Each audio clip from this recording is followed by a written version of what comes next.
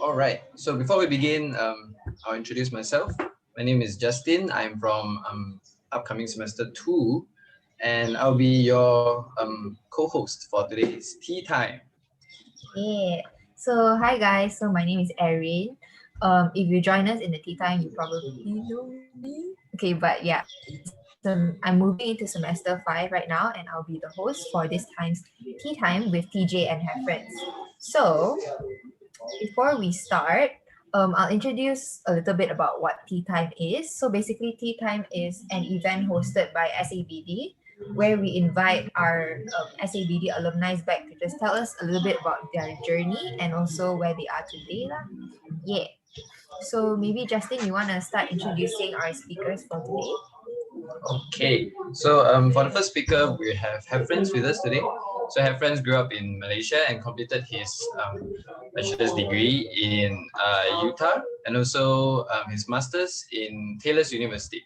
So in 2018, both in distinctions. So he's also founder of A Lot, which stands for Architectural Laboratory of Thought.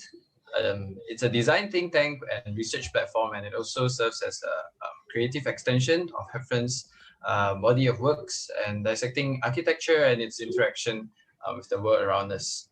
So without further ado, we shall welcome, I'll pass the floor to Heffrence.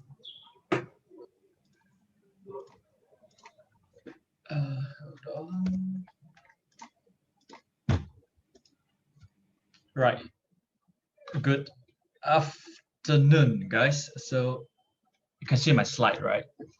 Yes, we can. Yes. So thanks again to Tribe for having me here. So as introduced by Justin just now, so I'm currently working in Singapore and with Rojas, and at the same time, like a lot is just more of like small research think tank platforms that I established on my own to document my works. So to jump straight into the presentations, right? So when I was first approached by Dr. V to prepare for these presentations, so the only clue that was given is that to talk about the design and how bold can it be and about all this creative process. So it's a very broad topics that I have no idea how to plan out my presentations. So I was just thinking about it. So and then I came out with this idea, like, why not we start by asking ourselves, like, what is not architectures or what is not within architectures? Like, we had been so frequently asked the other side of the questions, like in foundations, in first, second years, it's got like lecturers was asking us, like, what is architecture to you? What is architectures? And I believe like everyone have their own definitive interpretations and answers to that. But if you were to flip it the other way, so what is not within architectures? And that would be my like my topic for my presentation today. And I will show a series, a myriad of my works and projects in trying to questions about what is the scope of architectures and what is not. And I hope that everyone can have these questions in mind when they're listening to the presentations and start to think about it, ponder among yourself.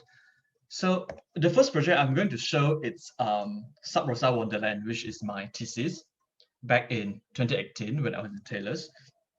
And this project is a rather interesting way of doing a project in which normally when we start to look at a project from an issues or from a context point of views, this project actually started from a fictional novels. It's called 1984 by George Orwell.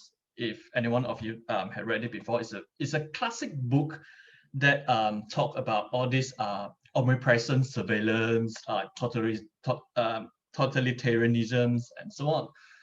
And this actually sparked my interest and kickstarted my thesis. on these surveillance issues. So, and then when we reflect that in a fictional world into real worlds, right? This has the issues of surveillance has been and big problems in our current worlds. Like we have news that response to that, like how NSA, how all these big data collections, so on and so forth. So and then at the same time, not limiting to fictions and others. So we also jump to other industries. So we start to look at disciplinary theories. We start to look at journals, non-fiction literatures, even electronic games, and even documentaries. So you start to expand your scopes of research from non-limiting to space, but in fact other medias, and start to get like what can architecture do, and how can this relate to architecture in a sense. So we understand that throughout the histories, right, various incidents or various event in the world actually in some way affects how we make the architecture. So for example, like we got industrial revolutions that propel a new construction methods. We got wars that famously brings about postmodernisms, global warmings with sustainable architectures, and so on. So mass surveillance is just, if you take it that way, mass surveillance is just another big event that falls into this history. So now it almost seems like it had become an architectural issue, isn't it? And then so on that topic, I further my research on studying the histories of how all this surveillance system evolved from like technologies to like Facebook, LinkedIn, and then towards the later part, you can see like even Ram Koolhaas appears there, and even like KFC appears there. So it's all this interconnected world, and everything evolved to another things. So by taking on this, tracing these surveillance systems, we're kind of like able to predict what, to postulate what could be happen next, and be prepared, and it informs our architecture. So not to go too much into details. So it's kind of like 3 tracks of how it will affect our new living environments.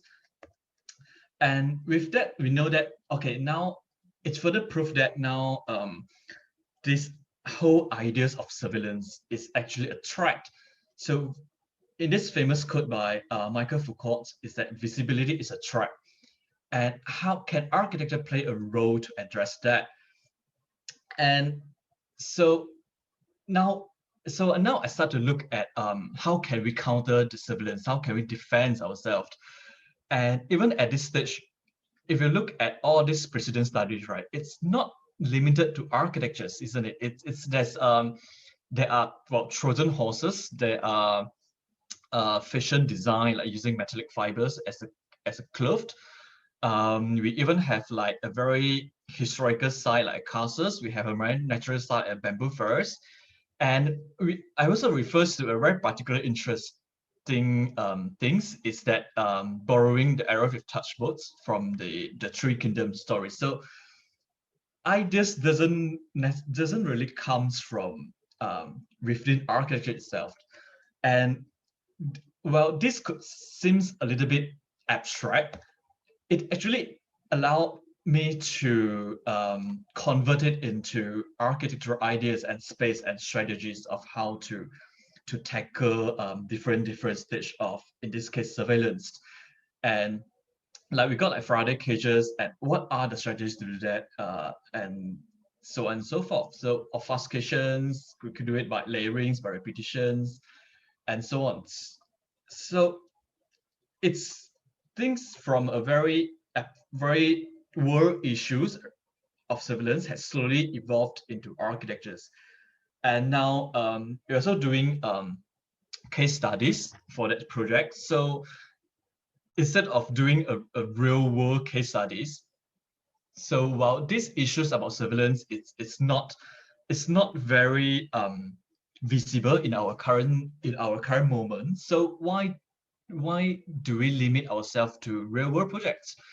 So I was looking at even like Minas Tirith from the Lord of the Rings, and all these things, if you were to dissect it a little bit deeper, it's actually it really like based on some architectural considerations or design considerations and how to create a defensive space and how to tackle a certain issues. So the right hand side is Mount Saint Michael's in France, also a very interesting space. And the other strategies is also like to look at, well, the previous one is talking about defensive wars. The second strategies to counter surveillance is like to go for confusions or obfuscations. So it's a look at a proposal projects on the left hand side by Asher Cons. So what interesting about that project is that designer is not an architect. So he is a graduate from, I think, Harvard's in laws. So it has these ideas of like how to tackle all these surveillance and drone system in the Middle East, coming from a law graduate's point of views. And when you look in a little bit deeper on that, right, it's actually have a certain similarity to the Louvre's Abu Dhabi by Jean Nouvel's, and how this actually could inform a way of how we program our architectures to tackle the threat. And the right hand side is by Oscar Newman's in Underground Cities, is a theoretical piece, and basically just like imagine like a world after nuclear war. So it's just like dig down I think like a big spheres of city undergrounds. So the big idea is to serve nuclear wars, but when we started a little bit deeper, you can start to see the relationships between defensive. So it's not so much about hidings, it's also about confusings, and also to be protected and to create an internal self-regulated environments. So what I'm trying to say is that although the projects, to show that the project although it started from a very seemingly unrelated world issues that is not architectural driven or affected, we could explore ways and to bring it back and how architectures can actually form a part to address that. So like we had spent more than a decade discussing about green architectures. So with all the previous slides to prove that yes, surveillance is an issue and it is highly related to architectures and can be tackled at the same time. So perhaps anti-surveillance now is a new sustainability. So now the project has slowly moved from issues to an architectural project. So we started to I started to summarize all the research we had done previously into like I would call it a summary artworks, a summary posters that allow me to clearly tackle my architecture works. So first of all, what's the threat of surveillance? So surveillance, we are separated into three: human surveillance, drone surveillance, and cyber surveillance. So human surveillance is everywhere, and the new threats that has been causes to architecture is that drone surveillance added a new dimensions. So what has been exclusive on top of a tower is no more exclusive. And then cyber surveillance put it to another level. It just dematerialize all the walls. So what does privacy means anymore in a house when you have cyber surveillance? And then what are the methods of anti-surveillance? How do we counter that? So coming from a previous study, so first strategies is of course fortifications. You just put as much walls, as thick walls, as less window as possible. So to just basically fortify yourself. The other way is by obfuscations, in which to confuse the threat, to confuse the target, to offus, to blend in, to block off in a way that it didn't have this sense of very it have a very smooth not the system, like a very smooth space of instead of very solid walls. And then the third point is we look at what are the challenges of anti-surveillance now that we know how do we defend. So the challenges that for the first point, we can easily create a very hostile environment if we are to exclude ourselves out from the world. Yes, it's a very efficient way, but at the same time, it's a very hostile environment. It's nothing different from prisons, and that's definitely not something that we want. The second one is the loss of spatial autonomy, in which you have no control of your space anymore. It's like if you're in your space, you're safe. If you're out, you are not safe anymore. So there's no transitions in between, and that loss of control of your own living environment is something that I think is critical, and we should address in our future architectures. So privacy in the future, privacy could be eventually be a currency in its scarcities. So with all this research now, it comes to the real architecture projects. So for my thesis, it's basically a two-part thesis. So it's a master plan and also an architecture's projects. So the site, if you can recognize this, is actually the mice, producing the mice wonderland there. And the project is not, it's a master plan comprises of residential units with villas and all integrated transport systems, recreational spaces, and so on. So this especially explains like each components of the design is being done based on the period strategies that are shown, and all these strategies is basically informed by not all architectural scopes. And I was just there are of course there are proper architectural drawings in compliance with lembagas, and there are like details and tectonic drawings are revealing. So, but not to go too deep into the projects, right? So just summary of what the whole design is at the end. So it imagines like a master plan that built on top of the mice lake. And so it's called Sub Rosa Wonderlands in the homage of the mice wonderland. So like also imagine like in the futures, perhaps the meaning of the words wonderland has changed from a very happy-go-lucky play areas to just merely a place where you can roam free without any worries of surveillance. So that is a kind of wonderland for the futures. So it becomes like a beacon of hopes amongst the rather sad living environments that we are growing to. And the design is something that it is not like a Great Wall of China's in a way. So when we are able to determine like what are our threat and where does the threat come from to study our enemy, and it forms like what can we do? Well, that's basically the Sun Tzu Art of Wars. So it designed like different kind of facades and enclosures to tackle the design. So for example, like one side is a very porous walls facing the lake, and one side is a rigid walls that faces the roads and so on. So it becomes like a conservatory walls itself, in which there is two layers of space. So on the top, you'll see like a very green foliage of gardens that grows on top and similarly peel out from the grounds, and on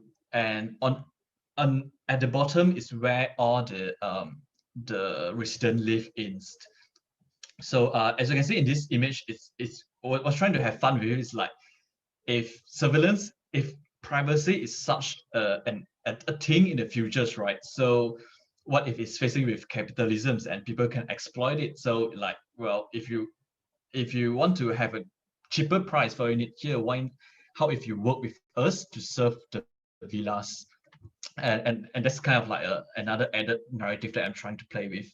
So yeah, also in this image, we can see, right, if you can see on my cursors, so the left-hand side, that part is actually what I call it the colony. So each colony will house like will house sorry, I think I lost the term. Will have, oh yeah, sorry, will have residential units in which is the villas inside. And I'll go deeper into that. And then on the right-hand side, this like a cup kind of a teacup kind of forms is actually a chalet, and it's open to like, well, ultra rich people who just want to have a getaway. And well, getaway is no more for you to fly to Bali when you have like drones flying in front of resorts. So maybe a getaway is just like to have somewhere it's peace and it's you don't have any surveillance going through you. So so this image show a cut section through the colonies and showing all the villas, and it shows like, well, now we look at villas as a unit that has like a very big units with like expensive views. We have a lot of compounds and everything. So villas in the futures could be in such a condition, everything is crammed together so that it allows harder maneuverings of drones and surveillance going through. And even the villas, it's constructed of metallic fibers, claddings, to minimizes to cut off the cyber surveillance things that passes through. So there are rooms that are totally like Friday caged without any sickness, and there are rooms that it works normally. So even the living rooms, if you can see, the sunken part is your living room, so that on the ground level, we are looking out into your neighbor's space, you won't see the living rooms. So none of all these space are actually visible. It's a space with very high privacy considerations. And another thing is that, well, now we see like a lot of condominiums, we have like facilities, swimming pools on the rooftops. So, but then we know that rooftop is the most susceptible to surveillance at now. So perhaps like swimming pools is now put at the most bottom part, in which it's most private at this sense. And not only architectural space, so I had also designed a transport system within this whole master plans. So in this case, like we got like this gondolas that is made out of like Friday cage, and that so the residents, when they come to master plan, they'll just park their cars, and then they will have to take these gondolas to their each colonies. So from transports and everything is all anonymous. On this image, it's trace of appearance. So what's shown here is actually one of the walls just now that faces the lake. So it's all the recreational spaces that has been encapsulated within these walls of these porous walls. So this recreational space is the least private space because it's where you interact with others. So I've used this space as like a buffer zones between the exterior and the external and internal space. So it shows that like there's no need for a completely fortified space. It has potential of using programs to filter privacies. And of course, recreational is not fun anymore if you are like literally inside a wall. And this last image shows the chalets, in which all this cup above is actually the chalets, and it's raised on stilts on top of the lakes. So and the visitors that come to the chalets has to take the paddle boats, which is also designed with metallic meshes that can be enclosed where you need privacies. And if you see like these machineries, these things will basically lift your private paddle boats up and lift up to your individual chalets above and park inside. So if you can see from this far end, there's actually a lift in actions. And what's interesting about that is that I was thinking like, what if we can make privacies as something that we celebrate? So on top of this, each chalet is actually a trees. So during every year during the summer, so all these trees their leaf will grow to the luscious, and they forms like a natural canopies that covers the whole the lake surface underneath. So I call it the festival of anonymities. So in once every years, like people will just come out and celebrate, and like this is the moment of the years that they can truly be themselves inside this master plan. Um, and talk to each others and so on. And of course, well, there are people who are still afraid, so they still wear a kimono and wear a mask out. And at the end, so this is how the whole design for thesis and master plans look like. So of course, I have take away a lot of the details and to put on the summaries there. So what I'm trying to say is that the terms that I like to use is called apophenic placemakings.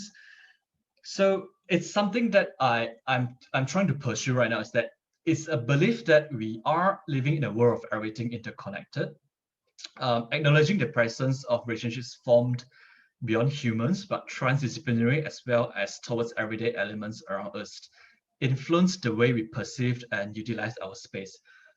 By cherishing multi-layered narrative, metaphors, imagery, and fictions, it is an expression of meaning through architectures, emphasizing on the assertions of emotions and poetic interactions.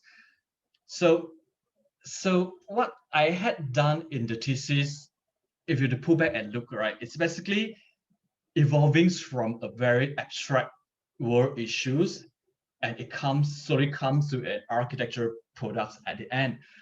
So apophenics, or the word apophenia, it's a tendency to see relationships between unseemingly related things. And I think like these reasonings and this ability to draw relationships can add another layers of meanings to the place that we are able to create.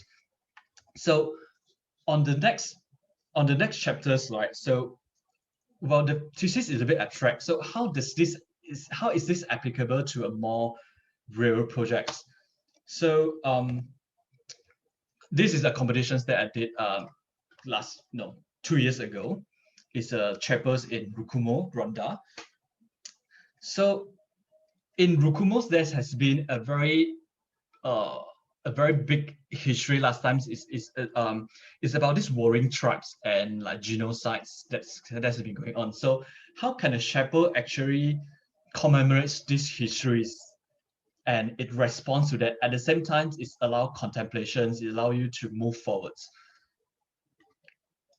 So the design of chapels, it seems like it's slowly from the entrance to the ends of the space. It slowly transitions from a very egocentric scales, from a very singular scales, and then if you walk through the spaces, it's translated from verticality to horizontality, and it's become a very communal scales in which you see people eyes to eyes and in a lower ceilings. It celebrate communities, and as it progress, like the material slowly dissolved from a very rough concretes to plasters, and to the last space is seemingly floats and dissolve into the skies as a feelings of well, kind of like letting go of your past and move forwards. And the second project also in Rwanda is to design a Hope Dental Center.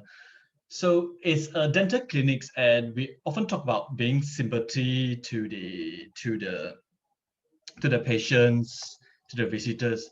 So, but how can a healthcare center also be sympathy to the environments and so to the cultures? And by having a very simple solutions of like not creating a perimeter walls or that cut off any access, or not by lifting the building up because of soil stability issues and also like unfriendliness by having a big chunk of buildings that's float above you. What if we just push the building down and we create a new layer of canopies, walks that run across the site, so everything still transits smoothly throughout the site? And then at the same ends, like how the projects break down and adapt to the scale of the neighborhoods of Kigali in Rwanda, and having that canopy in the Imigongo patterns, in which is a very famous art forms in Rwanda. It's almost like the culture that they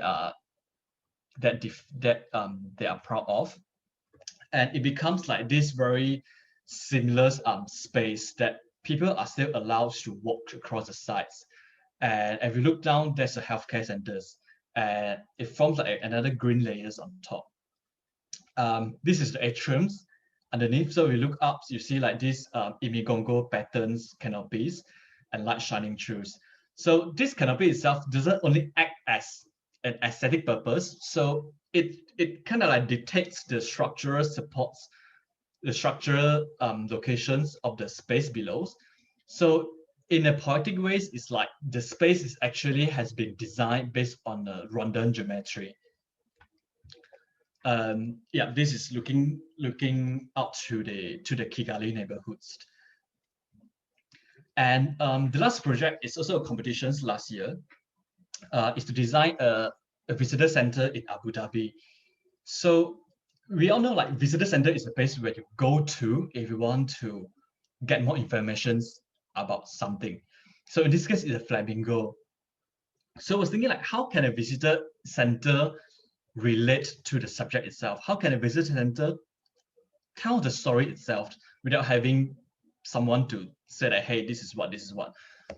So, and it's a very interesting site in Abu Dhabi in which there's two considerations. So it's a desert site, so any flat surface there will be sands. And the second premise is that flamingos is a migratory bird, so it's not always there for throughout the years. And so the design, by addressing these 2 points, so the design start off like by the basics site studies. So it's draw relationships between the context and the protagonist, and how the history of this context has been formed, and how the flamingo comes here actually coincides with how the forms of this visitor center is forms, and how the directional the occupants comes to use the space in some sense. And one interesting thing is that I was trying to explore like how can the building evolve according to times. So basically there are 2 seasons in Abu Dhabi. From April to September, the flamingo flew back to Iran, and it left the site with this very beautiful landscape of Al-Wafba wetlands, and the architecture has to change in response to that. It can't be flamingo anymore. So by doing a research like wind studies, wind rose diagrams, everything, right, and wind directions, so this like the pink walls actually serve as a catchments that catch the winds that blow the sand on the air, and it drops on these floors, forming like a sand surface, a desert on its own. So it almost like an extensions of the site into an interior space.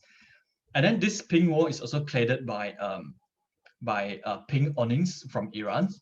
So in a sense, like if you visit this space during April and September, you can't see the flamingo, but well, this wall tells like they went back to Iran. It's pink color and it's Iran in a sense. So, and then when it comes to October and March, so the flamingo came back and will clear the flat surface out of sand, and it reveal this very majestic Rosso Alicante marbles from Spain that is red in colors. So it becomes a combination of red, pink, and the beige color of the sand. It forms like a homogeneous color palette, and it becomes like a painting.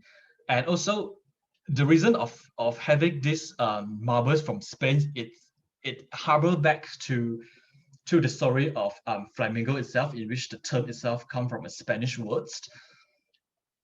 So basically the whole visitor centers becomes it's become parts of flamingos, and each part of the visitor center relates to a certain parts of the subject. So this is how it looks like when flamingos are away. So you see like a sand, and it's almost seamless. You're floating above, but it's seamless from the environments to the interior spaces. And when the flamingos are back, so the sand is cleared off, and you reveal these reddish marbles on the floors that it has this celebrative atmospheres to it. And yeah, so this is how it looks like by having a two very distinctive planes that jut out, and these planes actually become the storyteller of not only the flamingos but also the site. And coming to okay, just 5 more minutes. So coming to the very last parts of my presentation. So it's also a further explorations of my belief in epiphanic placemakings. It's like what are the relationships between things? How can this relate to that, and how can that thing influence the next?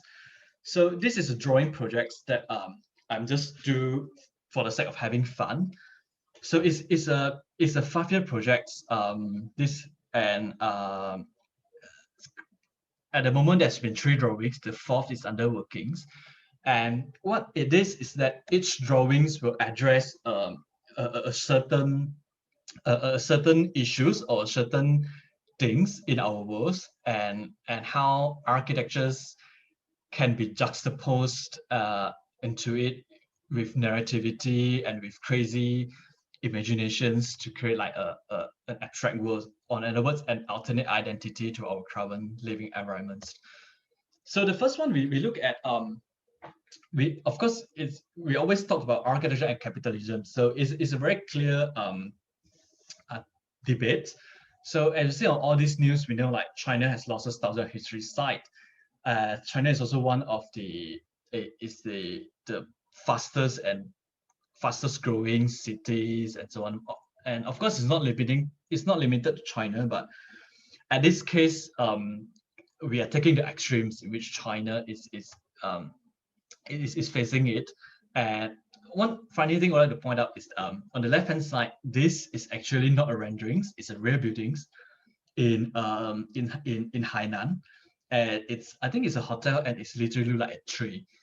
So so it's like what's going on with architectures is it's architecture at a threat right now. And so with that in mind, so I'll just create artworks to tell like, okay, so what if capitalism has gone to an extremes? So even Forbidden City is at threat. So land has been scarced in China, and like developers has been like taking out all the lands, and so it forces the Forbidden City to start dismantling, and parts of all these historical furnitures or details has been bring out in the processions, and the rich will bid to buy them as a collections, as a memories. And the Forbidden City, as a very iconic parts of Beijing, had becomes like an auction stage, had become a forbidden auctions. And developers or entrepreneurs, they just come to this area and bid to buy up all these lands for them to build their new headquarters and so on. So yes, and just to zoom in a little bit details of like all the drawings. So the drawings, okay, so each of the drawings is measured up to actually 1 meter by 1 meter big. And it's a very tedious process of like drawing into each details of them.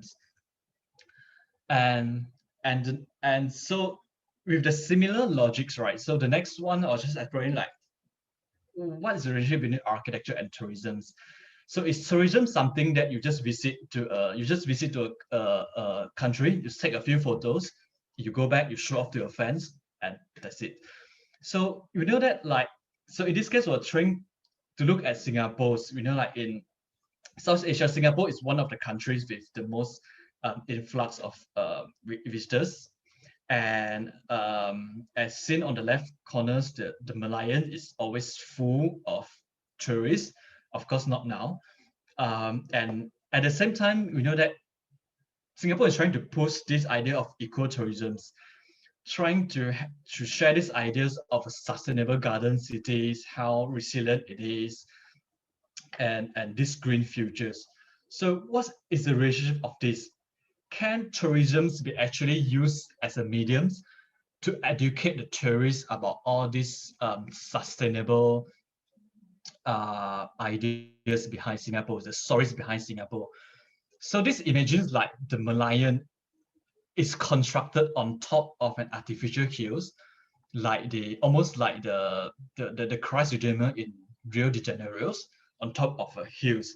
So this artificial hills inside is actually all these waste energy power plants, desalination plants covered in greens, and also like solar canopy in like in the tree shapes.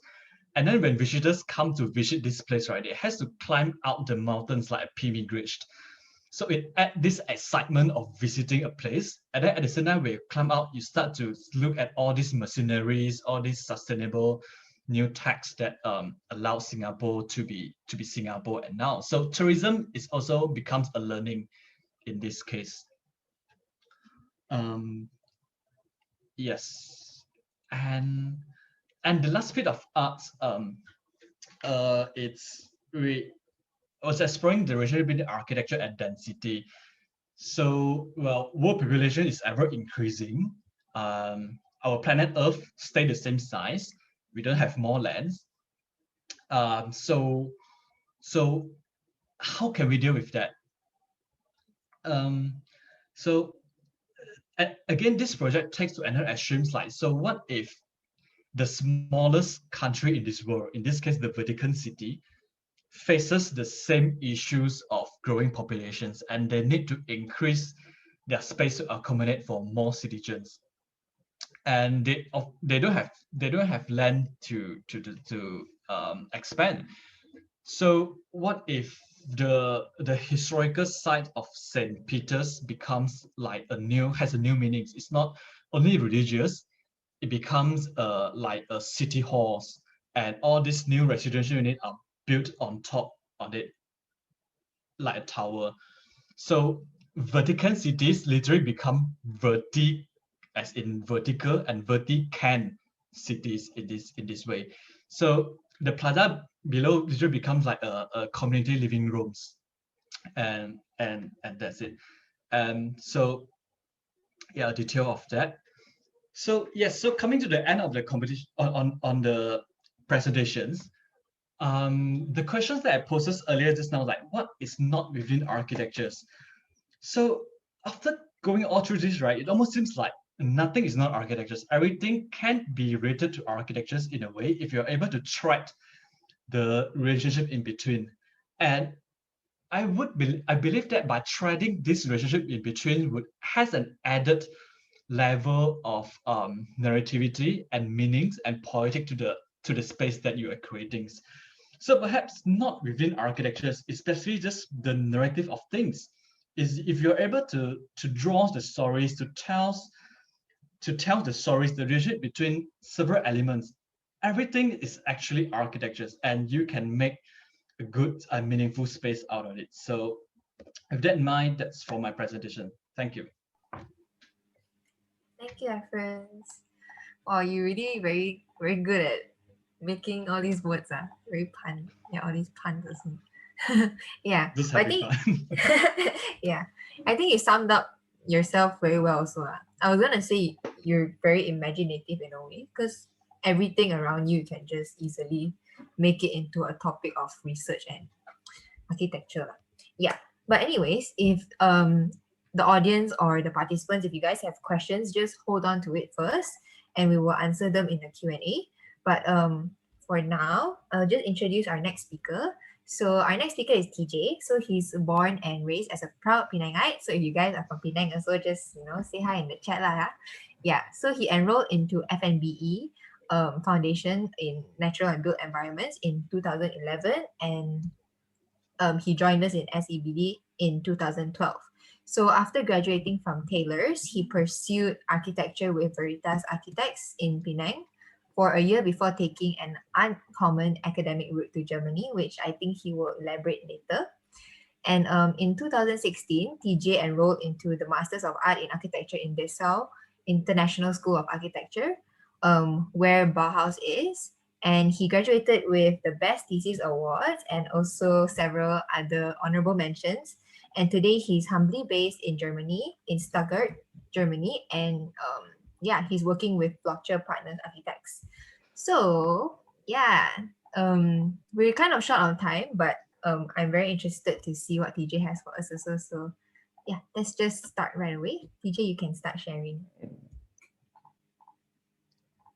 Oh, hold on. Okay.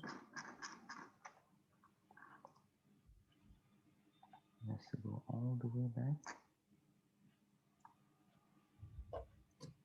So, can you see my screen now? Yes. Okay, I'll just make it really quick. So, guys, hi, I'm TJ. I'm currently in Stuttgart with Blocher Partners right now in Stuttgart doing architecture. So this is, in fact, coincident. I mean, such a coincidence that, you know, I'm in 10 years into architecture since FMBE from Taylor's. Well, I can still remember like the things that Miss D actually said to us on the first day of orientation. So if you're not passionate about architecture, leave now. If you're here only for the to pass your grade, just walk out of the classroom. Just don't even imagine yourself surviving architecture if you're not giving your 100% into it. And that has stuck into my head ever since actually. And it's crazy, 10 years. So today I'll be sharing first my thesis, master's thesis in Dessau, which I've humbly gotten several recognitions and several awards working on this. So the title of the project, Penang, because I'm extremely proud of Penang. Most Penangites are, I would say. And the things that I'm always interested in is the preservation, like the mentality of preserving our heritage, and also how do we proceed as futurists. And I consider myself to be a futurist because it's the only way we evolve and get things, make things more exciting, I would say. And for my master's thesis, I've joined the studio called Conjecture Studio with Professor Dr. Jasper Seppel, which was the formal dean of DIA at the time, and along with Professor Ivan Kuchina from currently he's based in Rome and is still teaching in DIA. And the theme of the thesis Conjecture is to understand and to explore the what ifs. So just to give you an example, yeah. So imagine a world without gravity. How would you build architecture? How would how would things move forward? And in my case, my conjecture was, what if the heritage represents the image of the city? What are the chances of creating a futuristic architecture? You can already imagine coming from Penang, we have this iconic silhouette of architecture, a typology that we all know, which is the Chinese shop house that is mainly situated in Georgetown, and is well known and for being, I think, one of the most undestroyed or maybe untouched pre-war buildings in Southeast Asia, which is cool. Extra cool fact was it was once called Prince of Wales Island. I kind of like that as well. And also, if you recently follow the news, there was a new master planning in the south of Penang, which was proposed by big architectural firms like B.R. Kingles, NDRDV, UN Studio, and that kind of made me think about, is that the right way, or is that the only way that we can actually proceed? But if you have seen it, you have your own criticism we can discuss after as well. So this is the classic silhouette that we are looking at, the Chinese shop house. I chose this silhouette because it's extremely versatile as a typology. You can turn it into a business at the ground floor, and then you can still live above or even behind. And it has all these very interesting pockets that makes it very unique in Southeast Asia, like this airwell that goes up in the center. You have a front courtyard, extremely traditional Chinese architecture, but in a way adapted in Malaysia.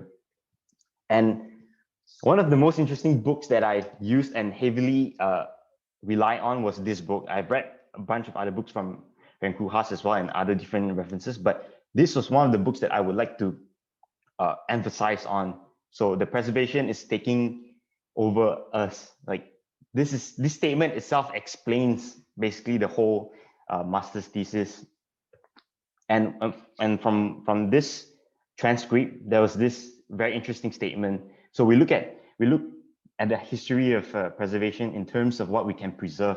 It started logically enough with ancient monuments, with religious buildings, and then soon after, things that are less like impactful. So structural instruments, or even things that are not so iconic in a way, but more of how we look at things and how we praise and idolize small materials become more and more frequent, to a point that everything has the potential to be preserved. And with that said, I've actually taken this term preservation and progress and just kind of push it way apart to make it like a huge contrast to see, you know, if we go forward in time with the mentality of preservation or progress, what are the things that, you know, we can imagine in the future. So by doing so, I've done like several quick collages, so 1 hour collage, just to get an idea, to get a feeling of how this thesis would actually go on. And of course, this iconic silhouette, one silhouette to rule them all. And the first scenario was refreshing the present. So the funny thing that my professor asked me is, he said like, okay, if you have this iconic facade or iconic architecture in Georgetown, can you imagine what happens if Zaha Hadid were to design it in the very beginning of time? Like, how can you actually, you know, imagine, or even Zaha Hadid and those architects that actually designed this typology in current modern day? So I've came out of this collage of, say, Walter Gropius designing the shop house, Le Corbusier, Mies van der Hoef, Oscar Niemeyer, so on and so forth, till Bjerkingels on the far right. There are certain elements that we kind of noticed, which was this elevated block living space, and also this 5-foot walkway, which is iconic. And the second scenario was to box up the whole Georgetown. This is very much like a Super Studios iconic approach, to just put a glass box and then let's see how it works, and turn this whole Georgetown into like one of the biggest city museum in Southeast Asia. Nothing is allowed to be touched or even to be lived in anymore. It's like a living museum, I would say, that you kind of freeze in time. And how would architecture be, you know, when everything has its time and everything has its moment to be preserved? When everything is being covered by a box, do we just like simply build alienated buildings across this whole network of glass platform? So as you can see here, this red boxes, I would say, is a representation of alienation in Georgetown. And to walk in within the streets of Georgetown, there's no more original platform that you're allowed to step on. You're only looking into boxes, or even at some places, there are only bridges that you're allowed to walk across and not walk into. And the last, not least, but you know, one of the main scenarios, which is a mega structure by Zaha Hadid in Antwerp, a port house. At the bottom, what you see is actually a heritage building that's also being preserved by the UNESCO. And what they did was they added like a jewelry looking spacecraft right above it. You know, it's not a problem. It's one way to approach this design, a very bold way to approach the design. But can you imagine in 100 years, like when the building that Zaha Hadid architects did becomes like an iconic figure that is being preserved? Is this how we're gonna approach preservation? And that was one of the main questions. And this kind of push like the thesis forward of stacking. And then comes the duality. So instead of thinking about, you know, preservation or progress, it's like a versus between one another.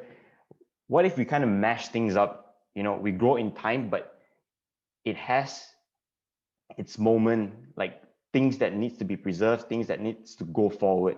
And that was like the whole task of this thesis. So in the beginning, I've actually proposed to design several towers that explains different things, but that explains the genius loci of the space, the ornamentation, the events, the important things that happens in Penang, and also the form itself. So on the top, you see the silhouette of how I actually, you know, stack them up and kind of just push them in and out. And the interesting lifestyle that we have, the genius loci, the spirit of the space, is to have the trishaw as well. That now you can barely see anymore in Georgetown, I would say.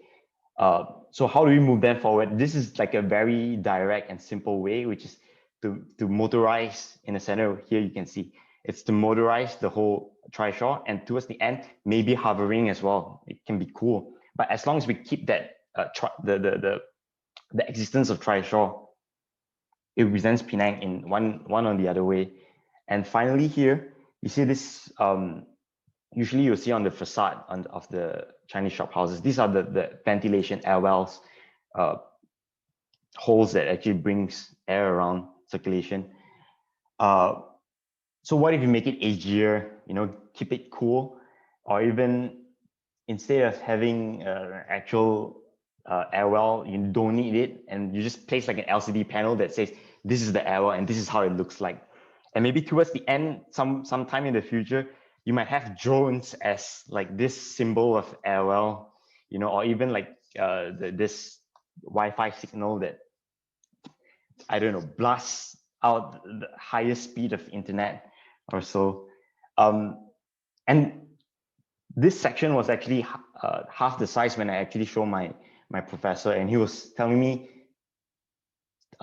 forget about the 10 proposals that you're gonna do. Let's focus on one, make it big, make it very big, and then squeeze as many informations as much as you can into one drawing.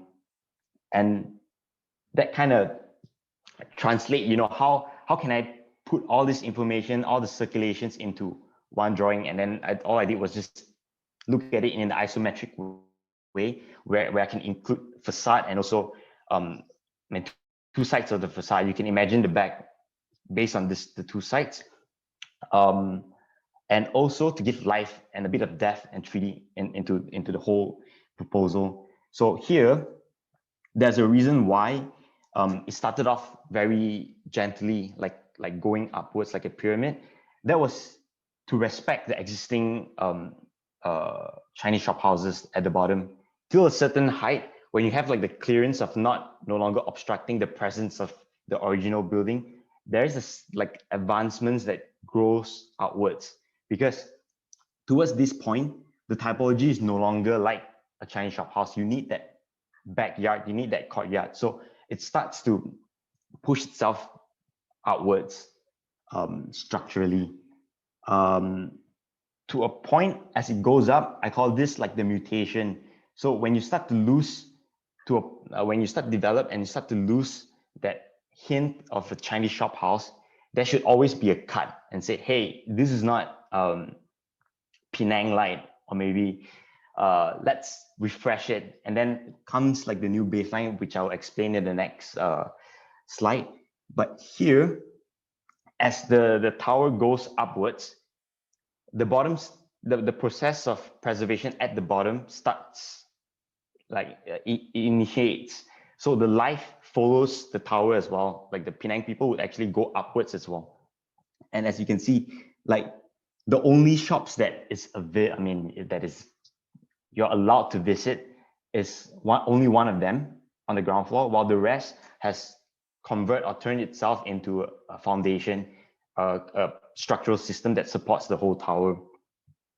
And from the baseline onwards, new rules are being set to avoid mutation, to make sure that the silhouette itself keeps, the silhouette itself holds its figure. And when it starts to go higher, and you take a step back and look at the whole thing, you can't really imagine at this point in time, you can't really imagine the Chinese shophouse to be single blocks anymore. You have to look at the whole tower as itself. This is why there's this like scale enlargement of the whole tower. And then by living in this tower itself, you have small little shop houses as well being placed inside to keep that feeling, the genius loci, the experience of the space. And also, as you can see, like it goes higher, there's a loss of facade because, first of all, because of time, this took a lot of time to draw. But the second thing is, I don't want to be too suggestive in this design. I don't want to show you something and just say, hey, this is it. But it's more of like an imagination as you go upwards. At some point, my professor was actually telling me, hey, how are you going to end this project? Because I can just keep going on and on. And at one point, we were joking about like having a rocket being placed in the building. Maybe we launch ourselves, like the Penangites launch themselves into space at some point, or even the building evaporates. So there's no actual ending. It's supposed to grow, but I actually stopped at 2095. And a bit of a close-up. Here is where you see people lining up, wanting to experience the authentic Chinese shophouse, while the building across is being boxed up. You're not allowed to visit. And you see like the structurals going through on this side, a bit of a crystallization here. Every single layer starts to be preserved. So imagine if everybody has their mark in this space. If you're somebody important or so, you would definitely want to have this house made to your feel, to your own needs. So time after time, when everybody starts to move in and out, have all these layers that is required to be preserved, it starts to create this staggering effect until the point that you say, hey, let's just cut this and start moving ourselves upwards. And imagine if you're like Barack Obama or something, and you drop your phone during the process of preservation. Do you just leave it or do you take it with you? And that is funny. Zooming in to the details, I spent a lot of time doing a lot of details that I don't think anybody would ever notice unless you have seen like the files yourself. I actually drew this socket as well, power socket. And can you imagine in the future where we no longer need this power socket, like in a wireless world, this thing itself becomes an antique, a collector's item. And with little details like that, this whole tower is being formed. And there are so many details that I can't really explain. For example, I have like PBAPP, which is like a water supply in Penang. I have TMB as well. I have like I don't remember what's the name, Streamix, like the internet service as well. Everything that I've experienced as a child or growing up in Penang, I've placed in this tower. You will see like my grandmother's curry noodle store. Yeah, I even named like King So's Curry Me here. A bit of a tribute for my grandmother as well. And also like the Penang Hill tram, becomes like a Penang Hill, Penang Tower tram or so. And we also have like the Hyperloop, maybe from Tesla in the future. And this is a proof of a 3 months worth of accomplishment. The amount of time that I've spent like sitting down in front of my laptops, like just sleeping on a sofa, on a couch in front of my laptop was 3 months was crazy. Like after breakfast, you draw. When you're done with drawing, you draw. You wake up, you draw. You sleep, you draw. Every 3 months. And if you want to look at more, check out more of the highlights, you can check out the Instagram as well. I have like a small section that I have been documenting, but I, well, did not document it professionally. It was very casual. I just took a photo and that's it. You can check out on my Instagram. And at the end of the day, the whole print itself was 4 meters high times 1.5. I still think that, you know, if there's a bigger plotter available in Germany at the time, I would definitely go for it, because the biggest size that I could print was 1.5 meters, and 4 meters, I mean, endless length, but you know, just to keep the scale, 4 meters is like the longest. And here is a photo of my professor, Jasper Seppel. He was so excited when this was printed. I was so worried that he was gonna check on the line weights, but thankfully he was like, "Hey, this looks really cool," and he got so excited that he stood up on the table just to enjoy, you know, the whole drawing. I took a quick photo. I don't think he noticed as well, because he was talking me halfway.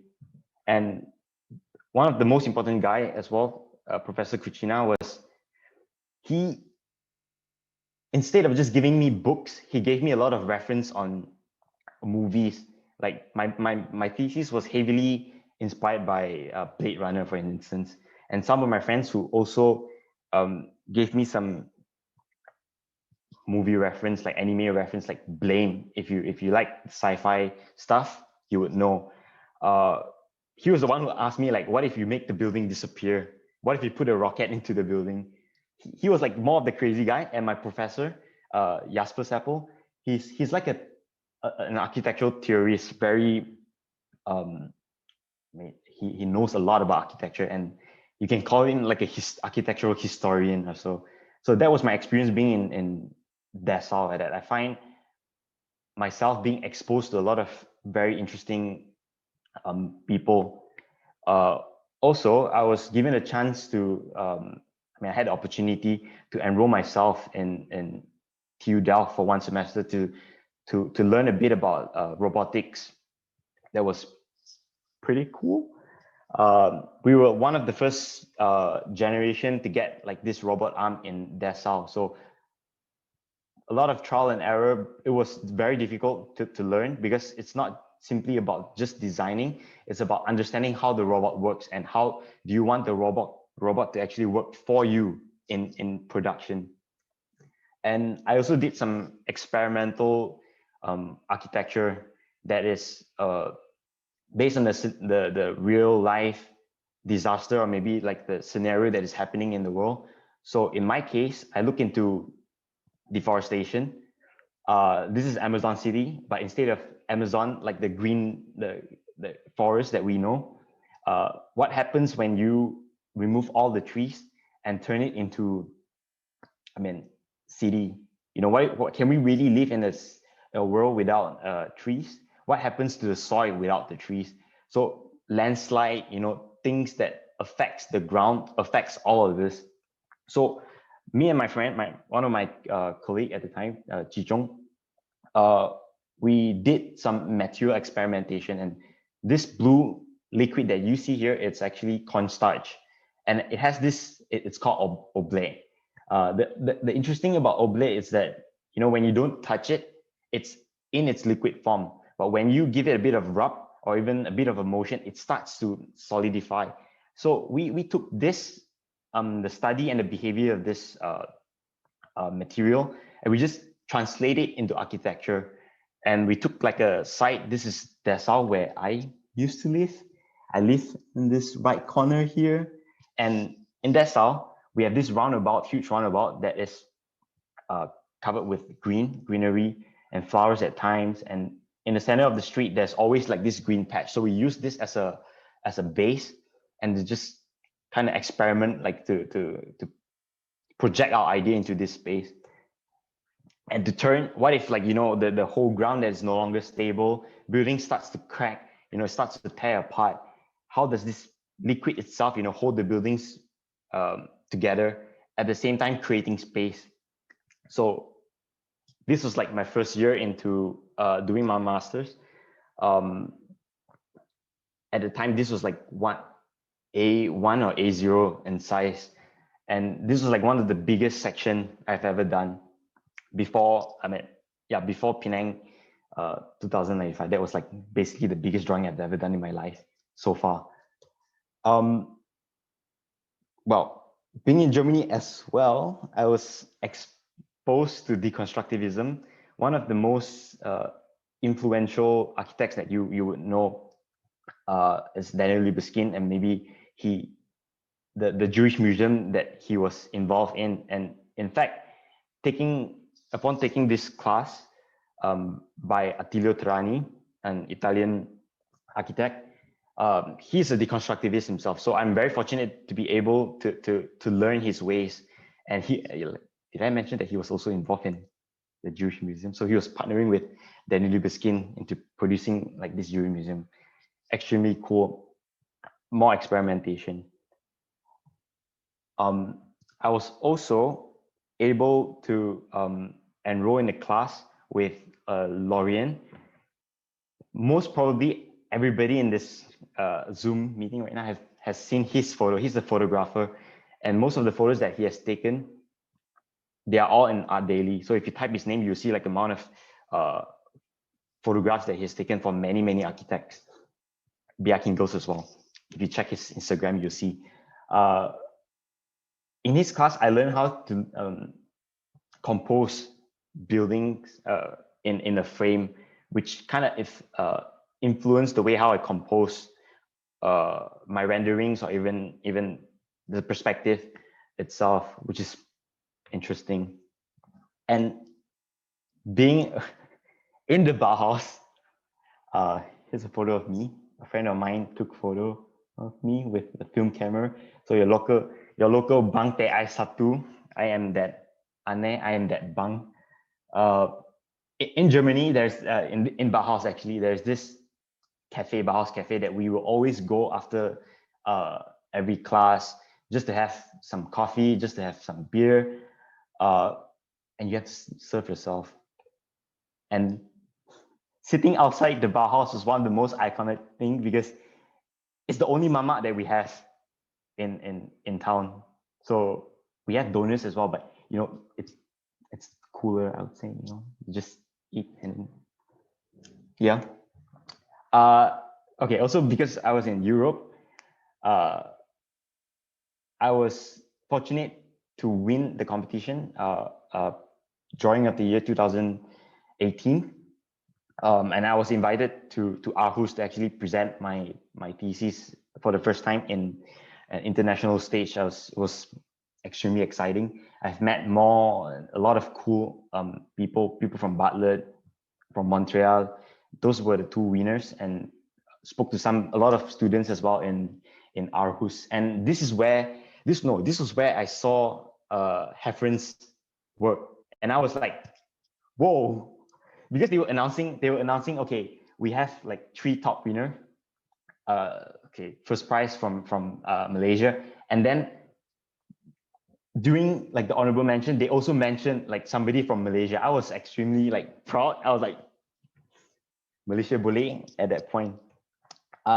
Okay, fast forward in 2019, I was offered to work in an office in Stuttgart. Bauer Partners Architekten, that's how you call it in German. It's one of the biggest office in Germany. We have about 200 plus colleagues, and in a European scale, that is actually pretty big. And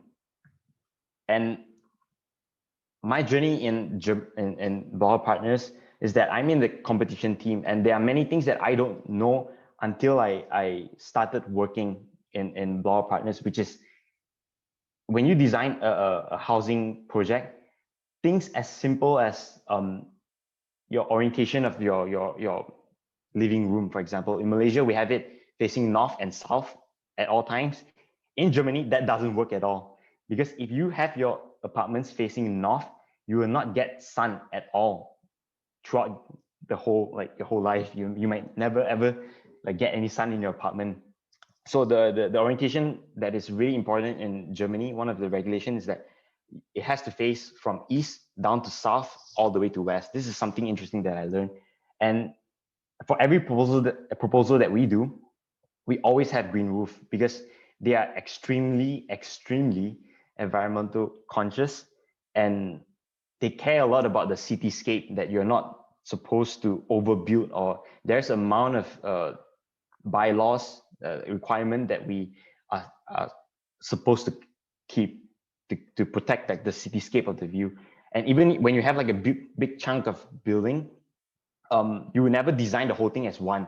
You always separate them, because when you have a building that's too long, that brings the effect of the post-war impression. When you're building rapid socialist houses, super long, fast, minimum facade. So it's always interesting to kind of just separate the building to give its own characteristics. So we do every single thing. And the most important thing about this project was also, the winning factor was the concept Laubengang. In German, it means the corridor concept. And this corridor itself is, in Malaysia, we would see it differently. Like a corridor, it's not so, not much to look at. But in Germany, when you have a corridor facing the west, inwards, it actually brings life. It turns this space into a community space. So you would have big windows facing the west, and it transforms the whole space itself. And also it lightens up the big mass that we propose. And another project that I've done that was that we won the first prize as well was office and research center. And then again, like I said, the importance of following the flow of the site must be kept, even the heights itself. You see this building here, it's actually from Bosch, German industrial company, electronic appliances company. This was built before us, and we are, the task for us to actually, not break the Nolly plan. If you're familiar with the Nolly plan, it's like a figure solid and void plan. The flow is always important from one building to the other. And to maximize the building, initially we had a square box and a very big hall, which is called a courtyard. And we split that courtyard into two to maximize the efficiency. And based on the height regulation and the building behind us, we pushed the back lower while pushing the front higher. But there is a height connection link between ours and theirs. So there's this balance that we need to keep. And the main entrance is here because we have a Bahnhof. A Bahnhof is a train station that is closest to our site.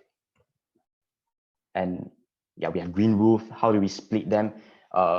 Research center, and then we have our office. So we have 3 different offices going through that is directly connected to the research laboratory. And also one of the challenges is also to break this building itself into 2 parts, because there's 2 construction that we have to bear in mind. And this is the facade at the end. Another cool thing, do I have time? Okay, I'm a bit back in time. This project was actually one of the fastest from concept to construction projects that I've done. It's in Metzingen, about 1 or 2 hours away from Stuttgart, where I'm living. It's an outlet city. So this whole city itself, most of the plot itself is owned by Hugo Boss. So our client was actually Hugo Boss in this sense. And this building on the right here is actually one of the first fabric factories of Hugo Boss.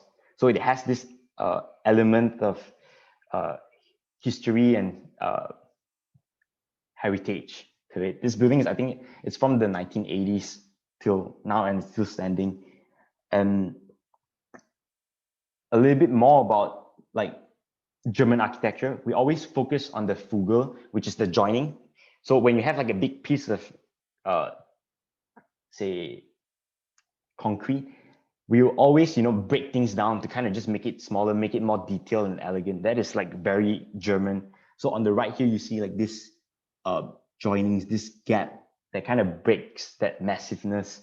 And on the right, in German, Fachwerk, it doesn't sound so nice in English, I would say, but in German, it means timber construction. And this is like a traditional way of how buildings are being built back in the days. So if you come to Germany, maybe in southern Germany, you will see a lot of like buildings there which are still standing with this wooden construction. And our task is to, renovate this building by not destroying the whole thing, but to keep the elements. So what we did was we kept the whole structure and turned this space itself into a gallery. And coming into this building, this is the headquarters of my office. We have Stuttgart is actually surrounded by a valley. It's in a valley. It's surrounded by a ring of hills. So where my office is located at is actually at the higher point of Stuttgart, where we can actually look into like the forest that is surrounding Stuttgart. It's absolutely amazing.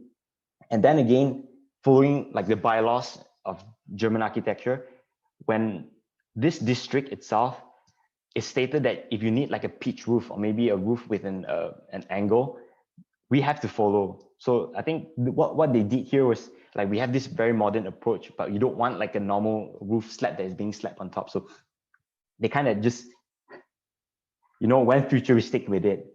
And this opening itself actually faced towards like the best point of Stuttgart. We have like a tower. I think it was one of the first towers in Europe, tallest tower in Europe, CCTV tower. And on the back, we have a nice garden. And underneath this garden is actually like office spaces and also park house, which is parking lot, a park garage, sorry. I got confused with German. There's always the need for big windows for connection. So you can actually, when there's a party or so, this is where we barbecue as well. You can walk actually from one side of the building all the way to the end, to the parking lot. Or even you can walk out of it and then you can go up into the garden during the summertime for, I don't know, we play ping pong, we just chill on it. Entrance towards the back, you see everything. We have like several double volumes inside that, makes the space extremely spacious and comfortable to be in. It's super detailed and super nice as well. Everything was like finished, concrete, smooth. And yeah, with all this interesting roofs, it generates like double volume as well in between spaces. We have a lot of mezzanine. Yeah, okay, I'm done. Thank you for listening. And I'm currently working on some jewelry design during my free time. You can check out a dry collab as well if you want to. That's all. Thank you. Thank you. Thanks, DJ. Okay, so wow, still a free time. Okay, so now we're gonna move on to our segment. So we're gonna spill some tea right now, and this segment we're just gonna open the floor to questions. If you guys have, just turn on your webcams and mics, and you can just join in and ask our speakers anything. And we're just gonna talk about a few topics, but I think to get the ball rolling, because you and Heffrence both shared a lot about competitions, right? is there any major differences between like Malaysian competitions and international competitions that you guys have joined? Difference? I think because I think Voha has more international competitions, I would say. So I'm actually interested to know as well. Wait, no, wait. I think okay. Let's break it this way. I think personally, not in terms of those. Okay, so there's like open competitions which like anyone can participate, even students or architects or anyone can participate in. And there's like a proper competitions in which only like the Penang Island one, which you need to submit like a lot of your company background for you to participate in. What's the difference? To be honest, I think personally, I hope this doesn't offend anyone, but personally, sometimes I find like Malaysia competitions tends to focus only on a very few topics. It's always from my observations, it's always housings, always like a few. We got housing, we got affordable housing, we got housing for our asli, we got modular housing, we got BIM housing, we got house for the architect, we got house for anything. So I think like if that's your field of interest, then you're good. But it's always very limiting when you are trying to explore your design in other industries. I mean other fields, like for example cultural spaces or other form of spaces, which basically very seldom that you will find in Malaysia competitions. That's one part. In the big scale competitions like what we did in a company, I guess there's not much difference consider which country it is. So it's basically still go through it still go through the similar process of like submitting your company profile, your interests, and then once they shortlist you, you do a design. And yeah, it's because that is very highly dependent on the client base. So of course, like China projects, they are all now a lot in offices, towers. Singapore project more on community and housing, maybe. Malaysia competitions, I haven't heard of any major one recently except for the Penang Master Plan. Yeah, in my case, I think I've done, like when I was in Veritas, I've done competitions as well, and also master planning. Just to compare, yeah, the type of architecture that you're doing, say, when I was in Veritas, I was very bold as well. I proposed things that you would normally only propose in a studio, which I was very fortunate that my boss was like highly supportive, was super energetic as well. We did, I think it was Prima or something, Prima affordable housing or so. Prima affordable housing. We did that with the idea of, can you imagine like a Lego blocks being placed on top of one another, like just intersecting. We did that, and obviously it doesn't work in Malaysia. But things like that, if you propose in Germany, it would actually work, I would say, because they care a lot about how your building impact like the surrounding. Definitely budget is always the case, no matter where you go. I mean, based on my experience, I've done a lot of like intersecting typologies in Germany, more than I've ever done in Malaysia. So that kind of interests me. Even master planning as well, they take it extremely seriously. Like, when you're designing, when you're taking on a project, for example, master planning, and depending on your leader or even your boss or whoever is involved in the project, if you're not a specialist in master planning, if you're not a specialist in landscape like designing, you are not allowed to design any of this.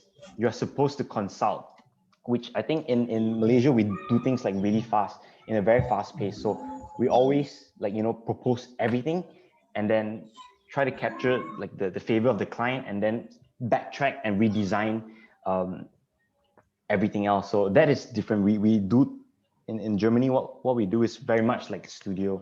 You get everybody involved, you discuss, yeah, that's about it, I think. So it's like even I guess our climate is like a lot of the competitions will probably target around the country lah. So Malaysia is a bit limiting maybe in that manner. Yeah. But I if think people of course want there is to, a need there's a need of push in Malaysian architecture. That's what I would say. yeah. But at the same time, I think like I certainly agree that the competition is kind of driven by the needs of the markets. So it's like in Malaysia, I mean, like although housing is not, I don't think it's oversupplied in KL actually, and it's like if what I see is that if you are in an architectural firms in Malaysia, 80% of our project is housing. So it's kind of like the industry it's been trained toward this way, but at the same time, it feels like those competitions that are open to the students. I mean, it's me that I strongly disagree that those competitions should also be housing, because it's, to me, I feel like you kind of like limiting what's the students learning to be only dealing with housing projects, and then when it come to work, they're doing furthermore housing projects.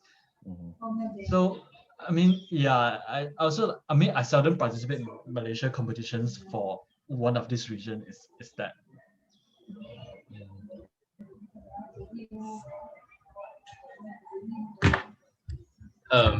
It's like the working culture, because like how TJ mentioned, the working culture in Germany is very much different compared to Malaysia. What about for Heffrence in Singapore? Since it's not very far away, like it's not like one ocean across, but is there a big difference?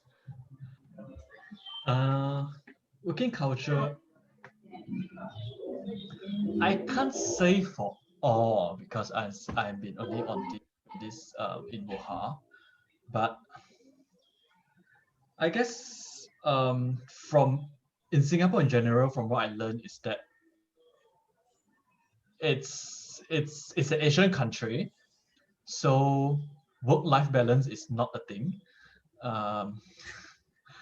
and yeah, and you just I mean, like there's like long hours of working, which is quite common over here in Singapore, and in if you're talking about other kind of work culture, not in terms of working hours, for example, in Woha, I think it's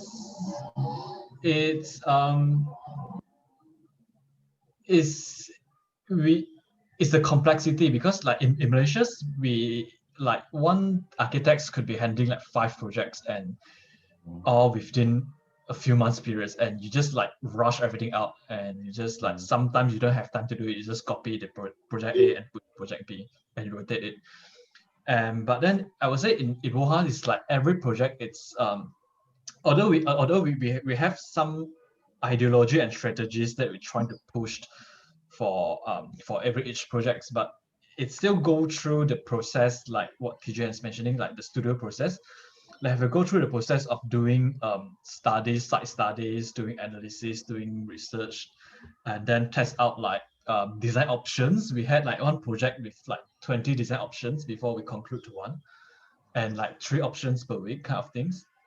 And but it's a thing that we are most of us are handling like 1 or 2 projects, so we can really dwell onto it and to focus on that particular project. So we understand the site very much, and we understand the brief, rather than like keep jumping here and there throughout.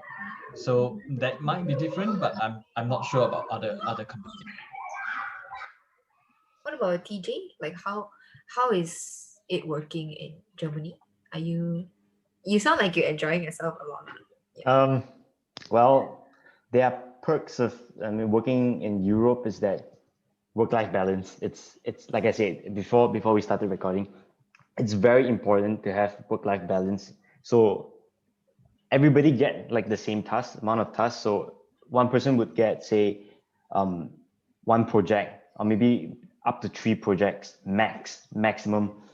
Because beyond that, other than you being like the director, or maybe like the boss in the office, you usually can't handle more than 3 projects because it's taking too much time. Can you imagine doing 3 architectural studio or degree studio in 1 month? It's impossible. And so you're given this task. Everybody gets 8 hours a day. You know, they don't encourage working over hours at all. And it's your choice, your own management, to kind of just work your time out for these 8 hours. And in Germany, we don't have this thing called as like a punch card. You know, you don't have to go to the office at 8 o'clock, punch your card, and then when you leave, you punch your card, so the office or maybe the boss would know like when do you like arrive in office or when do you leave. And in Germany, you are treated like an adult.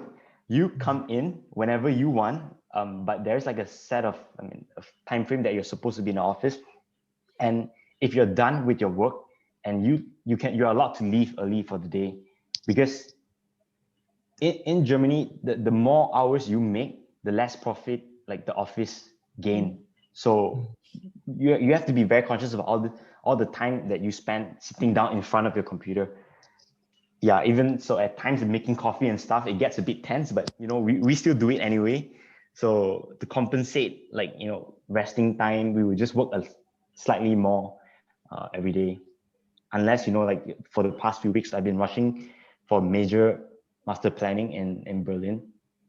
It's huge. It's about 500,000 square meters worth of usable space. And I'm only talking about usable space. So 500,000 square meters of programs that we have to squeeze into one very big site in Berlin. And every 3 days we have like a workshop. So it gets really intense. Yeah. So at that point, you know, you can't really talk about work-life balance anymore. You just have to get things done. Yeah. So that's how it is in Europe, I would say. Yeah, I think yeah, just now DJ was mentioning something. I think it's quite similar here as well. It's that at least in Wuhan, is that there's a trust there between the company to you. So like we don't have that punch card things or the tagging systems. So your time is on your own. So you're given a task. As long as you manage to finish the task, if you have any appointment in meeting, you are able to attend that meetings. Basically, you just time your own pace. It's like we got colleagues who come to the office like 1 p.m. every day and left at 12 a.m. every night. We got colleagues who work in like nocturnal crazy hours. So I mean, it's your own. You work at your own comfortable pace. As long as you're able to deliver, then it is fine. In Germany, we have this term, like working in the working culture, we have this German phrase or word. We call it Feierabend, meaning like the celebration of the evening. And they take it very, very, very seriously. Like the moment when you're done, go, leave. Don't think about work. Just relax yourself and come back fresh the day after. So I've been living the culture, I would say. Not too bad. See. A lot of students like me and a lot of friends are actually looking to like study or work abroad. So what are your advices to people like students who want to work and study abroad? Heffrence, you want to go first? Advices on working abroad.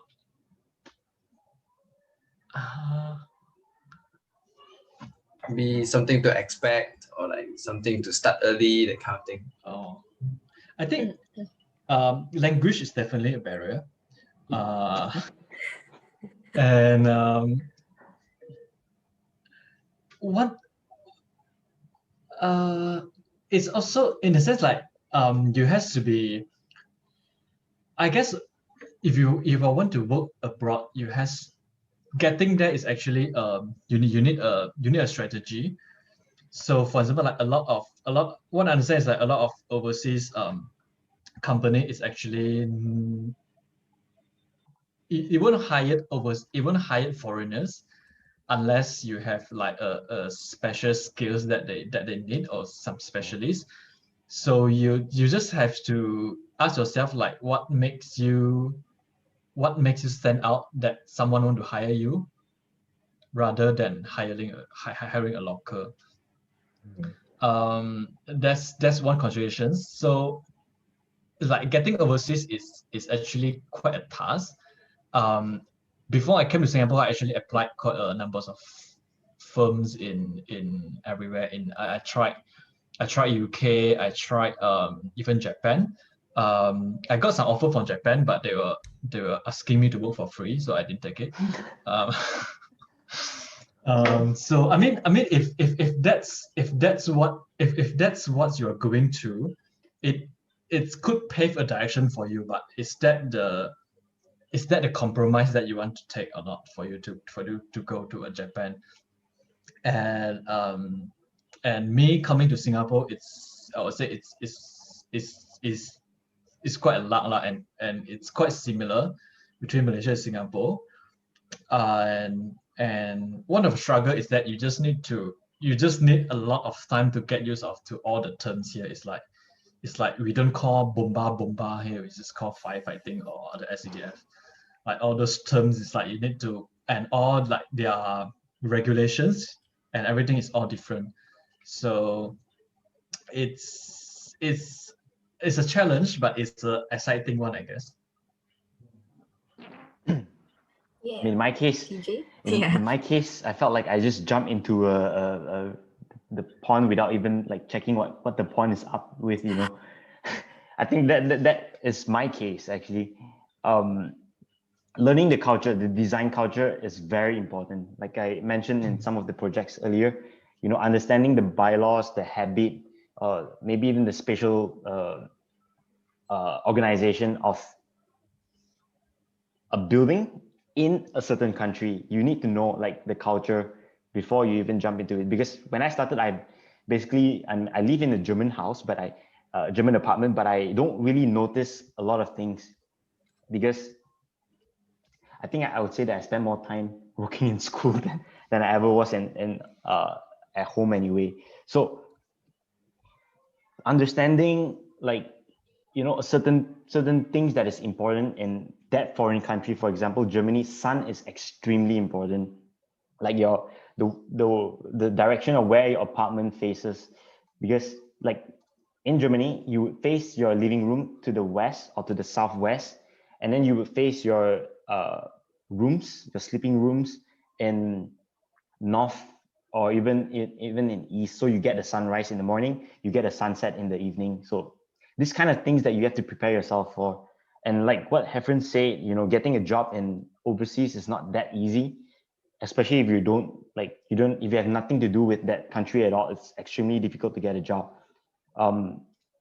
I was able to get a job here was because I graduated in Germany, so I'm allowed to stay a little bit more and to work.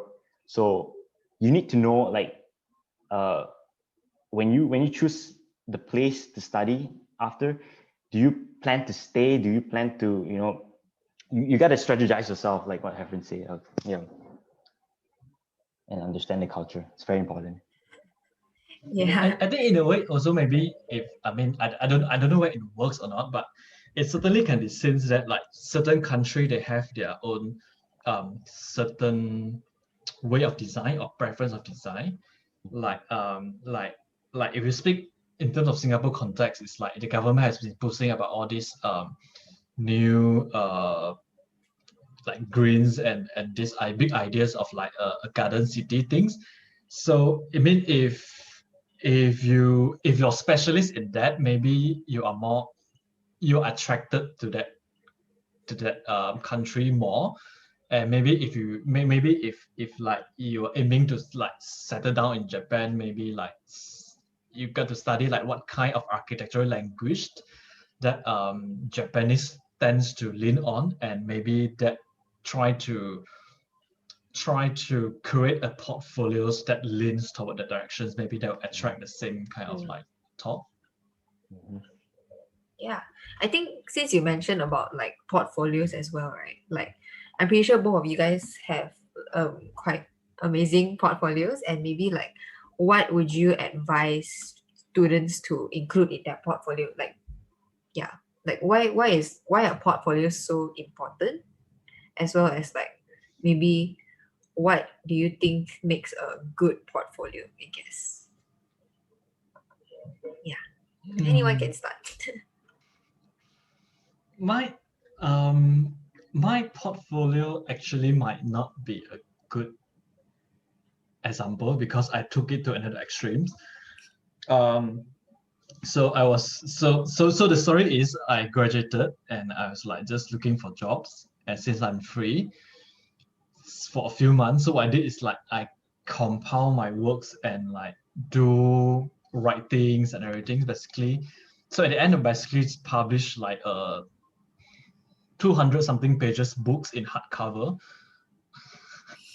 that like literally can use that to hit people, and it's like so as one of them is like just as my collections for fun. Like, okay, this is my memories of studies, and I print a few copy of them. So I just and I sent one big book hard copies to my current firms, and I think there's still a merit in like appreciating a books and like really like reading it, but it's might not be applicable in all cases because like a lot of companies, they are kind of like limiting to the number of pages you have, or some is asking for soft copies.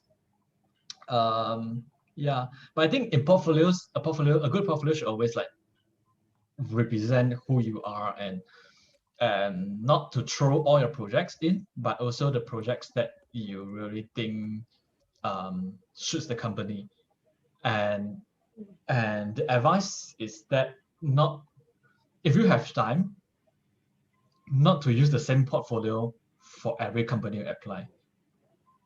So you have a set of projects. So for every company, you should actually recompile, reshuffle your portfolios to address to that company's need, and that will actually allow you to have more opportunity actually. I mean, for me, I would say, I mean, so far, I mean, working in my office, the portfolios that we have like reviewed, I mean, we don't get to see all of them. Like sometimes my boss was like, hey, you want to take a look? Then we take a look. They click like through your portfolio really fast. So whatever you're showing has to be meaningful. You don't show graphics just for the sake of graphics. You know, and in Germany, when they look at a rendering or even like a diagram itself, they take it very seriously. Like they make sure, for example, a rendering, you have like let's just say that you Photoshop it yourself, yeah. They will look at the proportion of your door, or maybe like if you have it like super distorted, you know, they will look at you like what are you doing? What are you thinking? So it really depends on where you send as well. If in Germany, it has to be efficient. It has to be, you know, it has to speak for yourself. It has to make sense. That's for sure. And whatever you show must have or contain a certain information for them to actually stop and read your render diagrams or whatever. In my case, was like this huge drawing. I just showed it, and then my boss was like, "Huge, nice, cool." And then they just kind of dive into it and just read it. So that it depends on how, or maybe where do you want to go as well. Yeah. I think one important point that can sum up what you guys shared was about leaving the impression that a portfolio creates. So one of the things we also wonder is how big of a part does graphic style play in creating this impression? Like both of you have very prominent styles in your graphics, as seen from your presentation. Does it play a huge part in your works? I don't think portfolio wise, I don't think so. I guess I think like no matter how distinctive or how interesting your graphic style is, I would say like every company, they actually have their own standard that you need to follow when you work there. So So it's I mean, sometimes, yeah, maybe you are, if you have that certain particular styles, or maybe in this case you say skills, that would contribute to their companies. But I wouldn't think like that it's all that a company is looking for. It's more, I would say maybe it's more on ideas, or in a contradictory ways. I would say, like, actually maybe more firms are able to appreciate realistic renderings more than having a very abstract kind of like students works that we always do. So and this because I think because we have to think from a hiring perspective, like, if I want to get these persons, how can these persons contribute to our company? So if these persons are able to do fantastic running, that, wow, we can save costs on having to outsource. If this person can do nice model, then great, then we can help. I think helps. But like, this person's, it's like all his diagrams starting SketchUp. It's like, okay, are we using that to present to the client or not? And I mean, like, you guys just think from the other perspective maybe, and how the graphics actually bring into the pictures. I mean, in my case, I've learned like the very minimalist way to expose, I mean, to even share an idea. So instead of having, in my case, I would say, instead of having a bunch of graphics on one page, I will always tone it down to show one graphic only, because that is the only thing you want to talk about. So as you can see, like the whole presentation that I've done, I've only kept everything in one page. So you focus on one page and you look at it. That is how I approach, and it's very, I would say it's very Bauhaus. The super minimalist way to explain something. Yeah, if you want to show like your abilities, in my case, I would definitely just cut the chase, go directly, and show what you can do. You know, if you're good at diagramming, make sure your diagrams are prominent. If you're good at concept sketches, just make it big, make it repeat itself, have some sort of repetition. So when somebody is going through your sketches, your portfolio, they know, hey, this guy can actually, he sketched really well. We need some people like that in the office as well. Just let your portfolio ooze your style. Just let it come out naturally. You can always say like, hey, I like this style and I'm going to follow that. But at the end of the day, the most important thing is what you're good at. Because when you're good at that thing, it doesn't matter where you go. And when that office accepts you as who you are, I think you live or work pretty comfortably, I would say. Yeah, thank you. Yeah, I think it's true lah. Because I think a lot of students now, a lot of people, if they are like comfortable with a certain style, they'll just do it throughout their like schooling days. But I think we should experiment. I think this is the time where we can just go crazy and try out every graphic style, and then maybe later on we can just slap it in our portfolio. Yeah, I don't know. Exactly. Do you guys think that's good? Like, I mean, as a student, if you were to advise students now, would you just ask them to like go crazy with experimenting? Yes, all the way. Yeah. Because before you hit the real road, it's always best if you're able to find yourself, in a certain way. Oh, okay. We actually have one question from Dr. V. What makes you take the risk? Is it a personal thing or is it something you learn along the way? So can we learn to take risks? I'm thinking, DJ, you want to go first? Yeah, sure. So I've always liked to challenge myself. I mean, since I started architecture and since I gave like 100% of my time to architecture since 2011, 10 years ago.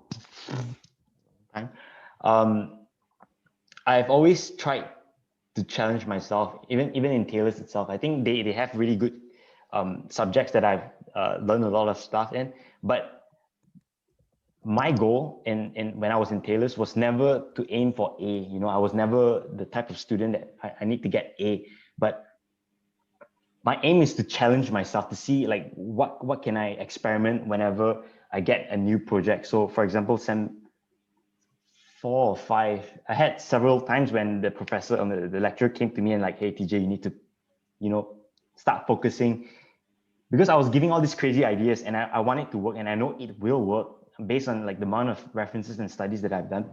So along the way, grade wasn't so important to me, but I would say if you do a good job, you get grades anyway. But I'm the type of student that would like to, you know, experiment all the time.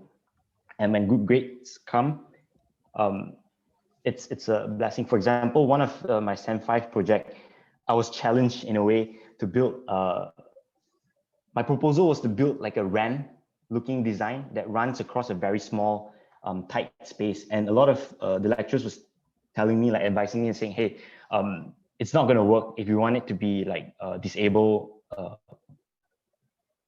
accessible for the disabled. So I was like, okay, game on, challenge accepted. For first interim, I almost failed because I was holding on this idea of, you know, I need to make it work so badly to a point that it almost killed me. But after that, interim, it was like a breakthrough. I found ways to kind of just challenge the project brief and to make something that is extremely satisfying for myself. I really liked it towards the end. It's like it's a marketplace. Instead of designing, you know, place for you to sell your food, I broke down the whole like architecture and the whole platform into multiple different platforms connected with ramps, and that generates like a very interesting typology.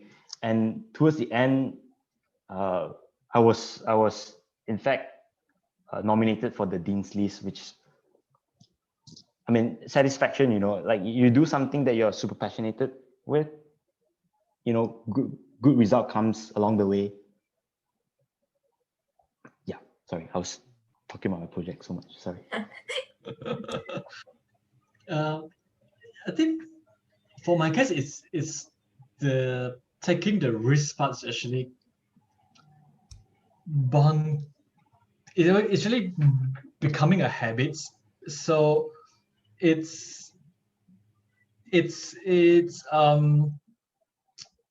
so what happened is that I think after my bachelor's, I was thinking like, oh, okay, I always have this mind, like I want to continue my studies overseas, and then I wasn't able to get any scholarships and to go there, but then at the same time, it's kind of formulate in my mind like, okay, so how can I be competitive in the industries, in the scale of the world, rather than like being in Malaysia itself? Because I was thinking like it's for one thing, it's, to be honest, it's very limited in Malaysia from the technology that we use, from the constructions methodology things that we use, and even to like academic wise, like the amount of topics that we are exploring, the amount of graphics and everything. So it comes like a sense like, how can I be competitive, and how can I learn what the other overseas students are learning in Malaysia context? So in a way, it's like, so that becomes like I had to put extra effort, double the works, like doing my own research, doing my own studies, other than like normal studio time in the schools. So it's kind of like trying to push like what is allowable in Lembaga. I mean, I believe like I have caused quite a number of issues to the school with Lembaga. And also, like, I mean, during our thesis, we have this thesis defense, and God, I was like having like ups and low. It's like, oh yeah, your topic's interesting. The next, no, your topic doesn't work. And then, oh yeah, it seems like it's good. Oh no, you can't proceed with that. And it's like it just like has to I wouldn't say being headstrong about that topic and that's just like no, I want to do it. But in a way you have to, yes, you have to stay on the on what you're going to do to take the risk, but at the same time taking the risk by finding the reasoning behind it, like to support it. Like, okay, if I'm taking the risk, will I succeed in the risk or not? And that is the fun part for you to do it. It's like, okay, if I'm going to do that, how am I going to make it? And if I fail, will I be fail? Or like, and then that's, you need to have a safety margins for you. And yeah, it's just a mindset. It's like how to be, how can I be competitive and just like not being in my own cocoon kind of things that pushes me out. Understanding like the consequences in a way, Yeah. the pros and the cons towards taking a risk. And if you favor more towards the risk, go for it. If that drives your passion, I think that's very important. Yeah. Yeah. Why doing something that has been done? She's doing something that's not been done, right? Yeah. Okay. Okay, we have another question now, but maybe Justin, you wanna say something first? And anything? No, I think these are very good takeaways as a student, especially for me. I'm still like in my year one, and some of the committee here are just in their first semester. So I think this is like a really big input to my head. So yeah, there are also two more questions in the chat. So one from Miss D. I think we can go on with that. Ari? Yeah, sure. Okay, so I'll read it out.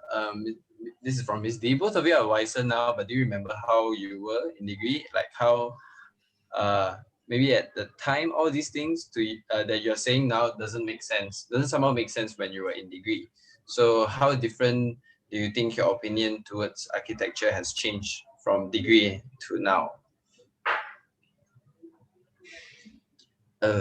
Yeah, I think we'll just sum up on that. Nothing makes sense. Nothing. It's hard to believe, like, I'm saying stuff like that, because at the time when I was going through, it's just like, why am I doing this to myself? You get certain response from the lecturer, you don't really understand, but I think time will tell. Like, especially when you're just starting architecture, it's not so easy. But the most important thing is to hold on and try to understand like the situation. In terms of your own proposal, or even in terms of what the lecturer is giving to you, there's always a reason for what you have been given or what you are asked to do. That if I would tell myself the same thing, that TJ 10 years ago, I'm like, just doesn't make sense. But you get used to it. Yeah, along you the way. get there also. Yeah. We will get there. Justin, we will get there.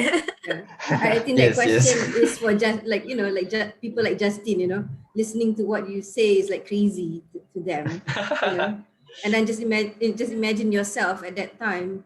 Even I tell you to just get out of the room if you're not doing architecture was really harsh at that time. But I think there's a lot to do. I think a lot of students also were eager to learn, eager to be an architect at semester 1. But I think they need to know that they learn step by step. I think that's important to know. Yeah, students. Yeah. Persevere. Miss D. Say yes, guys. Just say yes. Yes, Miss D. I got this very good advice from one of my ex-lecturer. He was saying that architecture is a marathon, it's not a sprint. So if you are burning yourself out too early, right, you won't be enjoying at the rest of it. So you should take it at a pace that it's comfortable to you, so that you can keep your like fire burnings. Like I mean during my degree times, there are also moments that I'm so lost. It's like I'm almost I think it's Studio 4 or something, like almost giving up. And it's like I finished the projects and like, oh, what am I going to do the project? It really feels so tired after year 2. And that's these moments, I mean, like ironically, one of my lecturers just introduced me to a few books, like I think introduced me to Kengo Kuma, and then introduced me to Bear Ingels. Well, by that time, Bear Ingels wasn't a superstar yet, so introduced me to them. So I just reading that and thought, oh, okay, this is actually quite fun. And immediately after that, like I think my Studio 6 works was superly heavily influenced by Bear Ingels. And to think back, I won't think that is bad. I think that's a part of learnings by actually learning what other people are thinking. And after, it's like it's not only about keep on working. You have to sometimes balance yourself by readings about theories, philosophies, about methods. And then only after a while you can start to find like, hey, this doesn't interest me, and this particular thing interests me. Then you start to find your own voice within these different ways. And after that, you kind of like, you just found yourself just happy doing it, and it will bring you to a long time. Yeah, I think you guys put it very well. Yeah, I think now, Justin, we just persevere lah. Hang in there. You get there. One thing that Heffrence mentioned, it's very important. Read a lot of books, especially when you're in degree. I cannot emphasize more seriously. Like when I came to Germany, I felt like I know nothing. You know, Yes. when they're telling me things that some certain theory, some certain philosophy, it doesn't matter what you're reading. Read a lot of books in the realm of architecture and in arts. It's very important along the way, and it helps you in your school as well. So why not? Yeah, maybe you can recommend us some books as well. Right, I have a list actually that we were asked like to prepare. So, I mean, there are several architects that I in fact really, I mean, theories, not really so much of architects, some architects as well. Rem Koolhaas is one of them. He has a lot of books. Just grab any that you can, read all of them if possible. Aki Graham, if you like experimental architecture, Aki Graham is a very, very good direction to go with. Delirious New York, Rem Koolhaas as well. And I'll just type it down. I think like pronouncing the name itself is going to be extremely weird. So Rem Koolhaas, Aki Graham, from Peter Cook. We have a lot of lecturers here, and then lecturers saying that, oh, we'll give that book too, but they never read it in the brief, in the book suggestion to read. Hello. This is why it's very... I think it's not about just the book. I think you need to have that eagerness to the need to read. I think that you need to change rather than just you need people to push you. I guess. Friedman, Centric, Price. There's a bunch of them. Like I think I've read a lot of books in my master, like more than I've ever like read my whole life. 2 years, a bunch of books just kind of squeezed in. All right. While you're at it, maybe you can ask this one last question.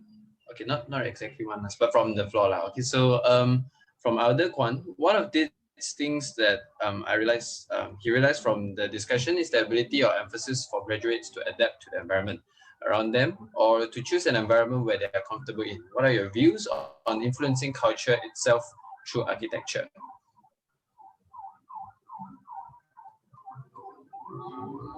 All right, so yeah. Hold on, I need to go through that. Yes, sorry, I'm also reading the question. Okay. One of the things that I realized from the discussions was that the question? What was the question? Which one was the question? The question is, what are your views on influencing culture? It means through architecture, like using architecture to influence culture. I think that I'm not sure if that is like the really the right way to do architecture. Like your building influencing the culture, or should your building be influenced by the culture? I mean, you have to be really clear, because sometimes when you're trying to impose a certain idea to a culture, it might not be appropriate at all. So you need to understand like the fine line between influencing and being influenced. So that's one thing I would comment. I tend to work in Malaysia. Sorry, who's asking this? Yep. By culture, do you means like architecture influencing the Malaysia culture, The lifestyle. or architecture influencing the culture of practicing in Malaysia?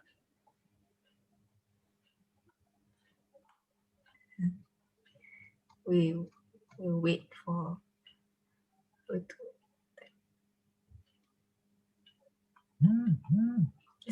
Don't be shy. You can on your mic and join us as well. Yes. Okay. Okay, maybe while we wait. Oh, there's a message. I'm not in the question. One more book that I okay. need to recommend, Dieter Ram's. I think like if you're saying that architectures, how can architecture influence the culture of a country? I would say probably, but I won't say it's a good thing. It's like how the international styles has just swept across everywhere and making no distinctive across places, and I would say it's a pretty sad thing. It's like trying to force something into a place and hoping that it will change a place. And I think like every country, every places have its very interesting cultures that has become a unique set of criteria that an architecture can address to. And to that I would say no, architecture shouldn't change the culture of a country. But if you're asking like, can architecture like change the working culture of a country, maybe in the long term, yes, but it's more on the architecture community itself rather than one person. It's like stating, like resetting the value of architects, so that we don't work OT, and changing the working cultures, the technologies and all this. I think that's possible with a new uprising group of young designer like you all. So you guys can always push like for a futures that is more advanced rather than utilizing what's present for the next 20 years. And I think there's a possibility for you to change the working culture around. Yeah, I hope that answers your question, because yeah, it's quite broad, but I think the way you guys put it is very good. Like, it depends on, like, I guess architecture has a lot of power. It can really influence people, it can influence a country, it can influence everything. So yeah, okay. Anyways, because we're quite tight on the timing, we'll end it with a classic question we ask like almost all our alumni lah. So like, looking back, what is the most memorable or like enjoyable memory when you guys were a student? Yeah. And then maybe following after that, you can tell us like, what's your most enjoyable memory as like a designer or like practitioner right now as well.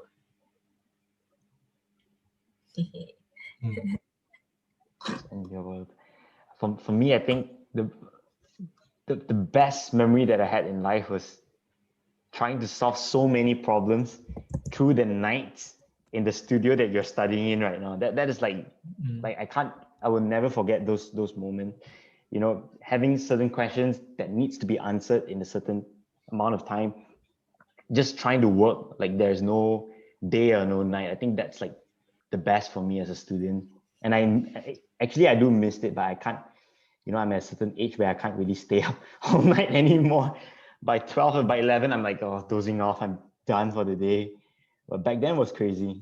I kind of missed it actually. Yeah. I kind of miss the mornings when you are having your coffee with toast and half-boiled eggs at Old Town Coffee by the lakes, with the goose making noise and walking around, and the sky slightly turn bright, and like people like from other courses start coming in, and you're like, oh, just enjoying your coffee. And it's an experience of having the studio experience, and like you're just rushing your works together with your studio mates, like no brainer, like crazies, and then like until the other morning, and then having a rest.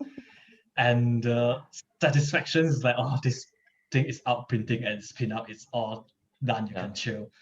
And that's the greatest feels of all. You makes me miss campus also, man. Yeah, but then like Justin, like so many of our students now, they cannot even experience that because of like online learning. Yeah. Actually, for me, it's still quite okay lah, because I spend F&B sort of that way. But some of the other friends here, like those from semester 2, semester 1, some of my friends, so they haven't actually experienced like a full day in studio. So looking forward to go back. Maybe like, what about right now, like as a designer or like practitioner, do you have a very fond memory of certain moments you want to share with us? It can be good or bad. It doesn't matter. Working has been like, so it's like just one way. Like it's imagining 2 years just flew by just like that without even noticing. I mean, there are like a period of 1 month in which I was like so stressed. I was like 2 a.m. every night and 9 a.m. every morning. And just like, but to think back on it is an experience, and there's nothing particularly about it. It's just like, yeah, I'm surviving, but okay.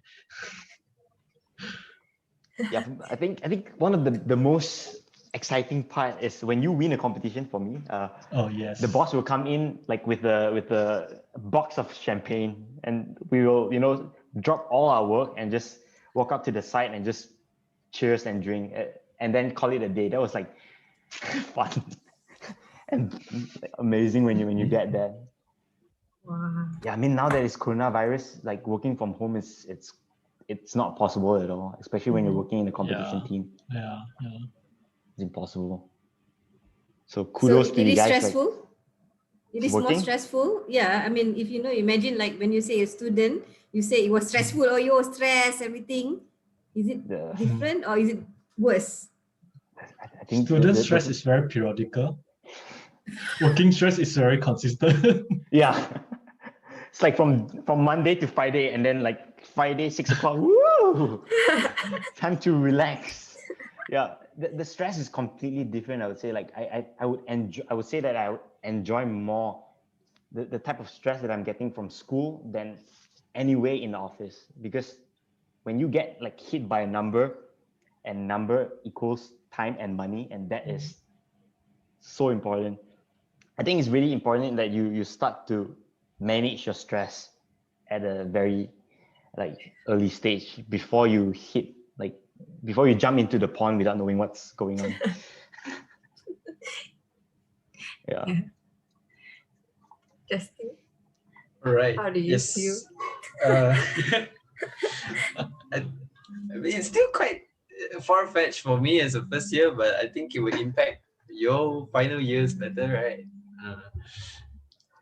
So I think we've reached the end of this month's tea time. So I want to say thanks again to our guests, TJ and also Heffrence, and also to all the lecturers, and also seniors and friends that are all of you that take part and stay throughout this whole session. I think everyone has a lot to take away from this, and it's been a very enjoyable experience for me personally, and it widened a lot of perspectives.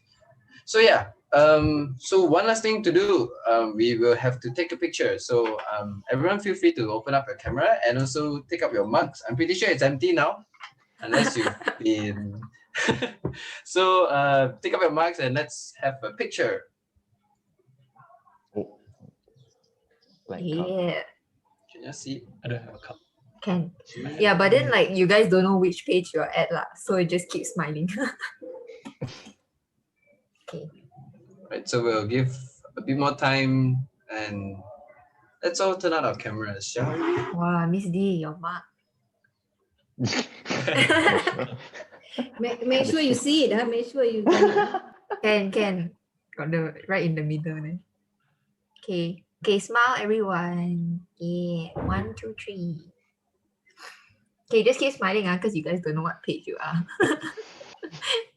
Okay. Jessie will be taking the photos. Yeah. Okay. I think it's good. Jessie, did you get it? Okay. Yeah. So maybe we invite Dr. V to give a short closing, and then after that we'll officially end it lah. Dr. V, you want to say something? Yeah, just one statement. Thank you to Heffrence and TJ for bringing another dimension to our tea time. So just like to remind everyone, we had the first tea time with our first cohort, I think 2 months ago. And the second one was based on, students who could really communicate very well in terms of words. And today we have both Heffrence and TJ that communicate very well even without words through their images. So the next tea time that we have, we will shift the gear a little bit. We will go towards social responsibility and community. Yeah, so I'll just announce that our next tea time is actually 1 day earlier than our targeted date, which is on the 18th of March. And we have two very different speakers. The first one, both of them are not here. The first one is Jeffrey Chia, who is now working with WTA in Philippines, and they did the temporary quarantine center. So he would be here to share with us about the role of architecture towards community. And we have our local student who is still in Malaysia right now, Jason Liu, a student that I'm personally very fond of. Delia will know why. And he is one of the most memorable student to me amongst a lot of the other memorable students, because he's one that I never thought he would be on Teach for Malaysia. So after architecture, he took a slight shift to actually teach children. So we would also love to listen to his stories on how, and through both of them, studying architecture may end up in a path that directly relates them to contributing to community. So thank you all, and thank you to the Tea Time team. You have been amazing, and I see that the team have expanded. We have more boys now, right? So thank you very much, and see you in the next Tea Time. Yeah, thanks Dr. V. Bye. Yeah, thanks Thank TJ. you. Thanks Heffrence again. Right, thank you. Yeah. We'll be posting all the book titles later on our Instagram stories lah. Yeah, so you guys stay tuned. Yeah, thanks everyone for joining. Ciao. Thank you, everyone. Right, Bye. thanks. See you. Thank you.